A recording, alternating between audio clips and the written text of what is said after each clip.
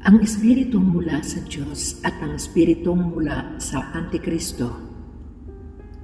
1 Juan, Kabanata 4, Talata 1 hanggang 6. Mga minamahal, huwag ninyong paniwalaan agad ang bawat nagsasabing sumasa kanila ang Espiritu. Sa halip ay subukin muna ninyo upang malaman kung mula sa Diyos ang Espiritong sumasa kanila. Sapagkat marami ng bulaang propeta ang lumitaw sa sanlibutan.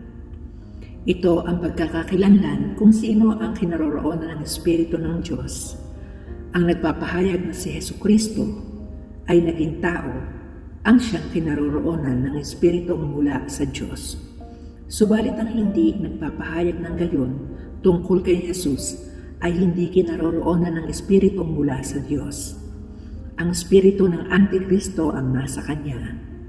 Nasabi na sa inyo, ito'y darating at ngayon nga'y nasa sanlibutan na.